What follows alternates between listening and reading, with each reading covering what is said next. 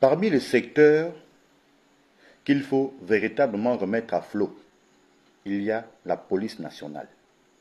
Si tout le monde a jubilé, toute la nation gabonaise dans sa grande majorité a jubilé au matin du 30 août 2023 avec la prise de pouvoir par les militaires, il y a donc l'un des secteurs prioritaires qu'il faut véritablement remettre sur pied, lui rendre ses lettres de noblesse, c'est la police, les forces de police nationales, qui malheureusement ont très mauvaise presse dans l'opinion.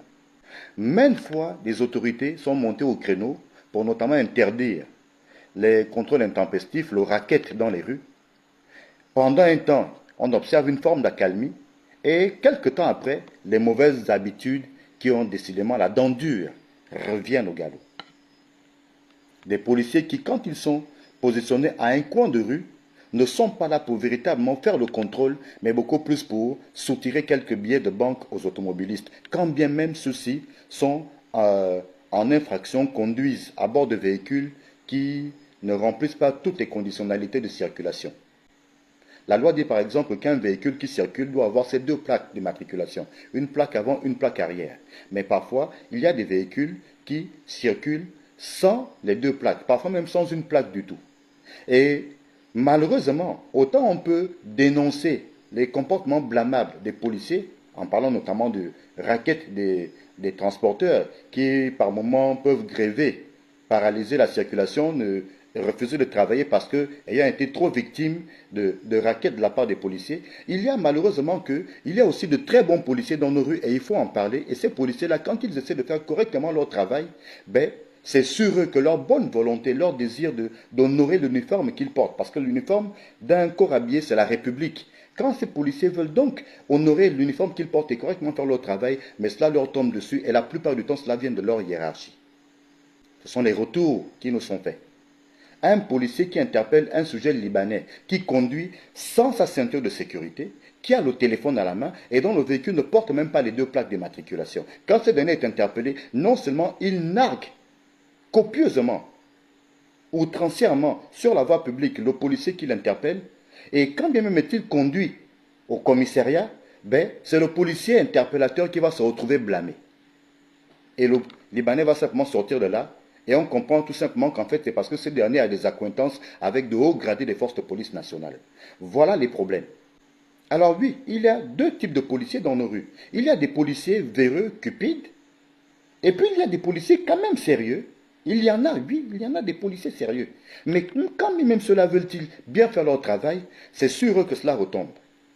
Parce que le Libanais a ses relations avec de hauts gradés. Parce que le transporteur camerounais qui est interpellé et qui commence tout de suite à insulter le policier peut simplement appeler le commissaire.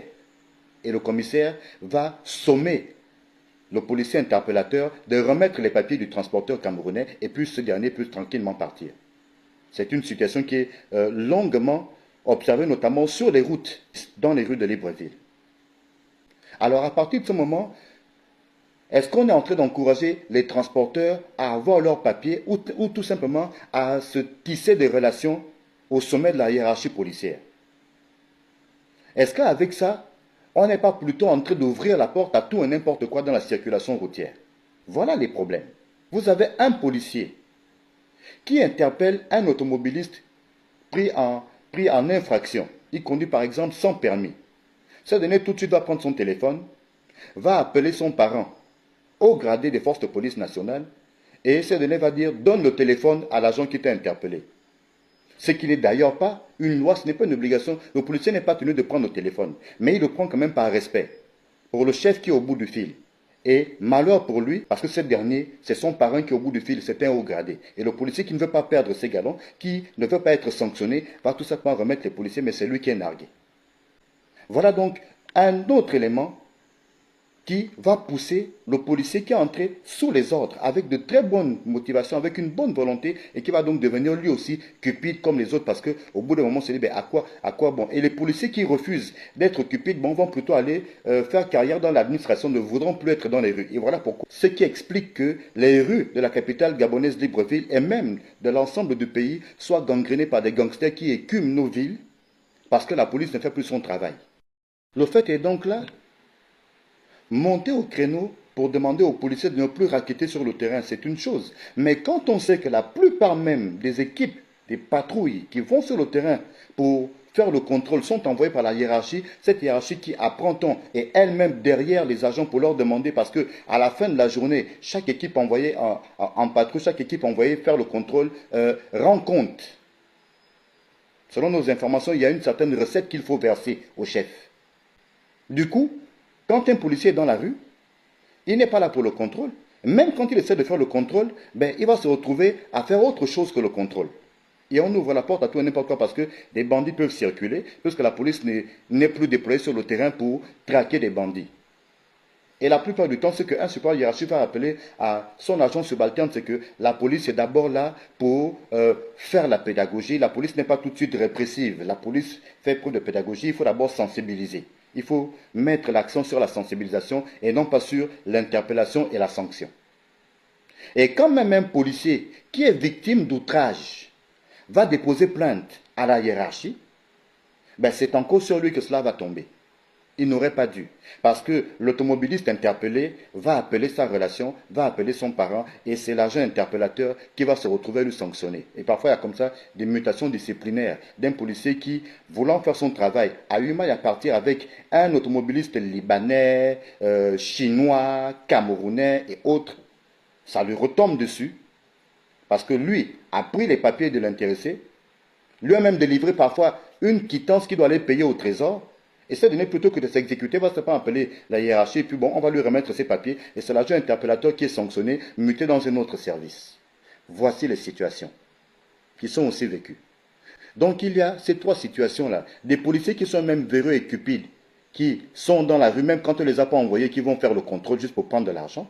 Des policiers qui sont envoyés dans la rue, non pas pour faire le contrôle, mais pour racketter les taximans, ils sont envoyés par leur supérieur hiérarchique. Et des policiers qui essaient quand même de bien faire leur travail, mais qui malheureusement se retrouvent souvent sanctionnés parce que la hiérarchie n'a pas demandé d'aller faire le travail sur le terrain, elle a demandé d'aller ramener quelque chose. À la limite, soit on tisse tout de suite une relation avec le Libanais qu'on a interpellé, à défaut, on le laisse partir.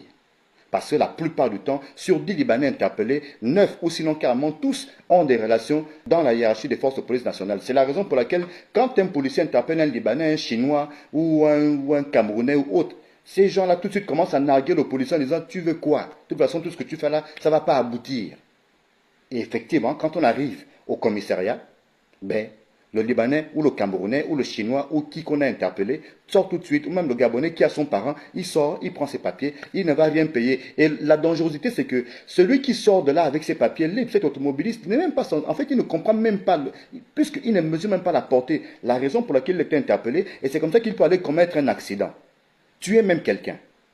Il est même souvent arrivé où des gens ont même causé un accident mortel sur la route, des gens sont morts, mais on le sort de là parce qu'il a des parents.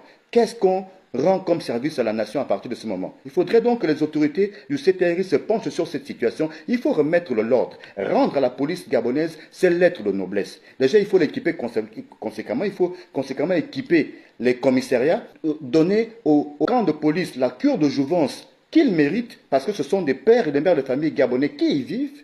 Il faut rendre à la police sa véritable stature. Nous en avons aussi besoin dans ce nouveau Gabon. Très bien, on avance.